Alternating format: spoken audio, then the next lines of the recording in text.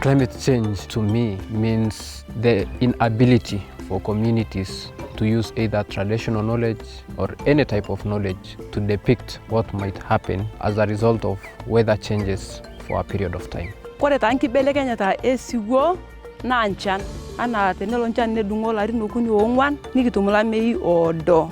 For the last 3 years, we experienced a lot of drought in our area, especially in our forest, Mukogodo forest. Climate change has affected this community because they are not able to predict their movement, especially they are not able to manage their grazing times, their grazing areas, and also how to harvest forest resources and which time to do that. The forest and rangeland to me is my whole thing, is my total dependency. We call it in the dialect language Maasai, Pasenai, meaning everything.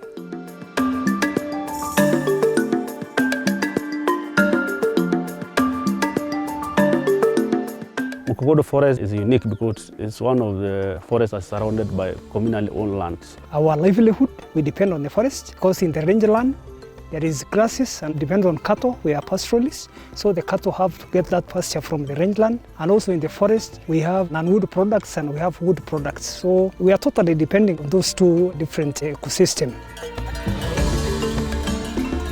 With Iki Small Grant Project, we are looking at building resilience of communities living around Mukogodo forest so that to reduce pressure to the forest.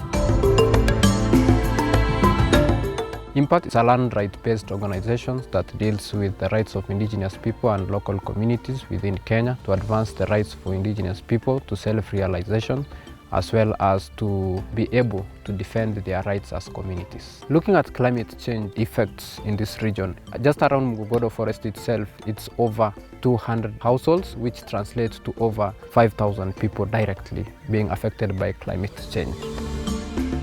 We had a duration of almost 5 years of drought, and we have been trying to cultivate and we get nothing. So that one is affecting our livelihood.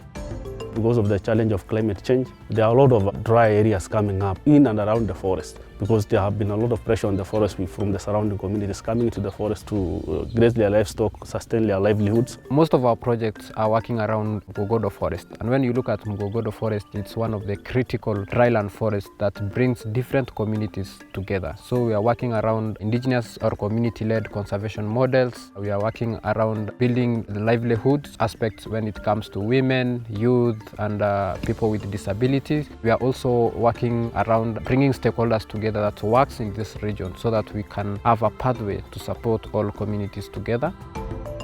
We have been working with Impact for more than 5 years now. We have worked with them in restoring surrounding rangelands as well as part of the forest. To reduce pressure to this forest, we have been supporting communities to regreen the land. By regreening, I mean we have been able to do 3,000 bands, which are also called half moons or earth smiles, to support these communities to regenerate grasses in areas that have been left bare.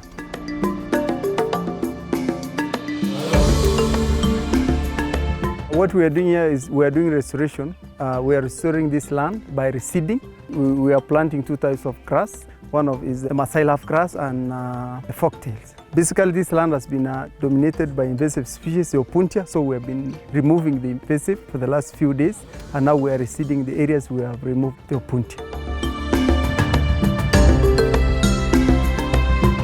So over this week, we have been assisting Sholomai community land, not just assisting them, but training them on how best they can remove opuntia, but as well as doing the half moons, because we want a sustainable aspect where the community can translate that to other pieces of land around the forest. With Iki Small Grant Project, it has assisted us to expand our operations around the forest, but as well as to reach different people within the landscape. Kore tadi impact na kitaasishore bakte muda naado netereto tadi iyo. Metereto iyo tombaa onore onkujit, netereto sii de iyo tonkariak. netereto sii yiok tombaa ongurupi amu kisho ngurupi nkidong'i. We received 200 beehives. We also received some trainings concerning beekeeping, beehive handling, and also honey handling. The major challenge we had initially is the security of the subsistence we are doing here. Most of the time we have a lot of conflicts with wildlife. When they shifted in, we got that electric perimeter, which have actually deterred the wildlife away. And our first harvest was about 20 tons of maize and about 5 tons of beans. The other thing is the tree nursery, which is a very big achievement for this project. We intended to propagate about 10,000 seedlings each and every year. The other thing is the greenhouse. We have already generated some income through the sales of these scales. Being an IKI small grant beneficiaries does touch the lives of women, the lives of youth, people living with disability in different aspects, as well as bringing the issues of policy in this landscape into a forum where communities are able to dialogue together.